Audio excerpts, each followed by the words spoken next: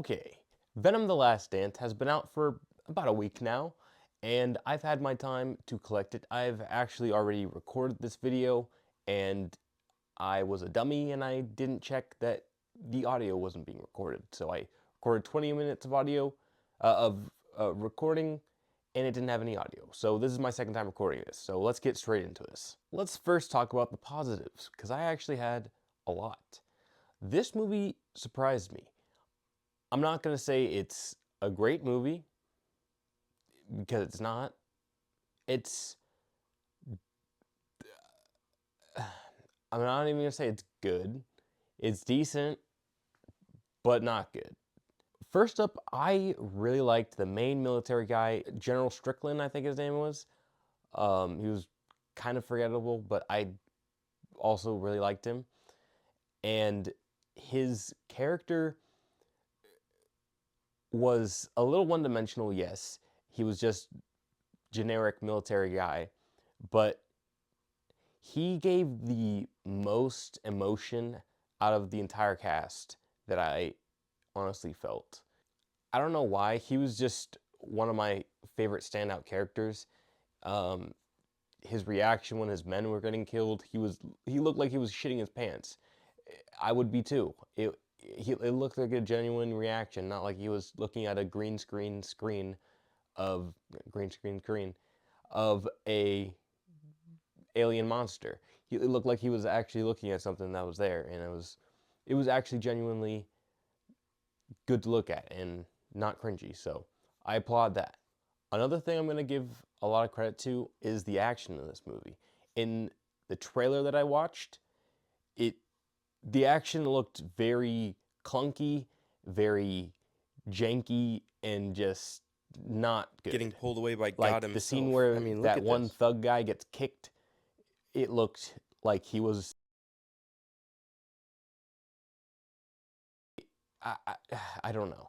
It looked ridiculous.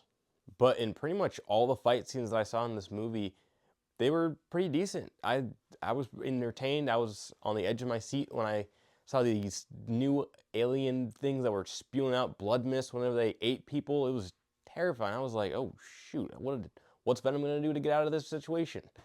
It was pretty engaging. Now I'm gonna walk back a previous statement. Well, I don't even know if I gave a statement about it. I just heavily rolled my eyes during the trailer. The horse scene, I honestly kind of like that.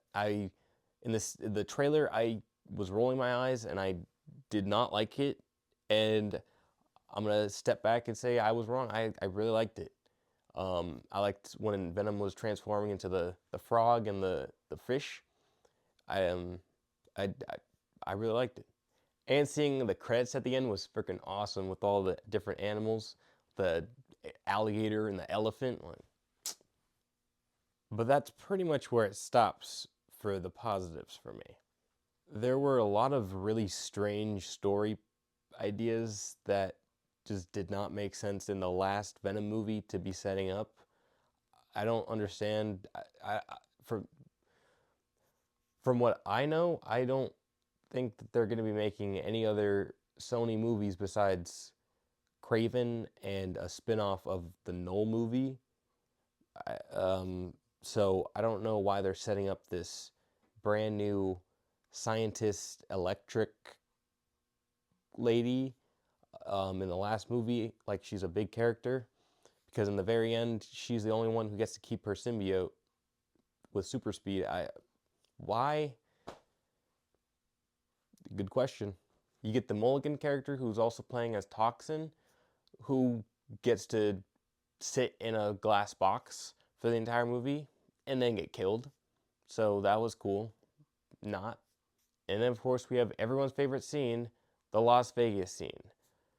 I seriously don't know who was in charge of these specific scenes of when Eddie and Venom went to the casino, but I can see that they were trying to have a fun time with this, but you take that entire sequence out of the movie, there's no difference. There's no point in it. I don't understand why it's there, is literally just for Eddie to get captured by the military. That's the only thing that happens at the end. And Mrs. Chen dancing with Venom hip thrusting. Ugh.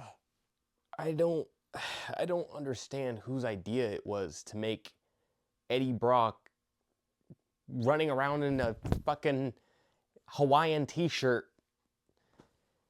acting all twitchy and I don't know how we're gonna get out of this, buddy. Like, I don't understand. Obviously, for Sony, they had to come up with another reason for Eddie and Venom to be bonded besides the hatred of Spider-Man, but this entire franchise has just not worked for me personally, and if it has for you, that's completely fine, but it's just not my Venom. That's not my Lethal Protector. That's not the Venom that I've grown up with, and that a lot of other people have just been familiar with the character. This is just some weird knockoff version. I don't understand. I saw this movie twice, and during the second viewing, during the dancing scene, I was literally just thinking to myself, how many people are working on these movies in the Sony universe and working on the Madame Webs, on the Morbius, on the Venom movies? How many people on the set, behind the cameras, in the editing bay, how many of these people are actual Venom fans of the comics, but are just in positions where they can't say anything? Where they can't say anything to their bosses that are actually making the decisions. It's sad, man, because it's obviously showing that 3 movies in that whoever is in charge of these movies doesn't care. They don't care. It's sad, and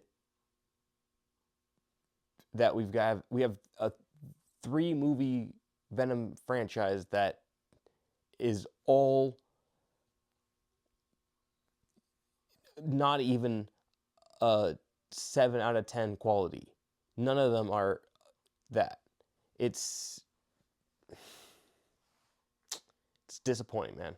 I'm glad it's over, but I just wish we could have gotten something better, something that had actual care in it, because this was just crapped out, hour 40-minute crap. Tom Hardy is a really, really good actor, but these movies have just made me really not like him. I don't know why. Just his acting style in these movies is just atrocious to me. It's painful. It makes me want to take a Tums because it makes my stomach hurt. I don't know. As fans, I just think we deserve bare minimum better than this. But let me know what you guys think. That's going to do it for my video today, guys. Sorry I had to cut a little bit short. This is just my second time recording it. I'm just really tired, and I'm just tired of this franchise. It's making me even more tired, so I'm going to go to bed. Have a good day.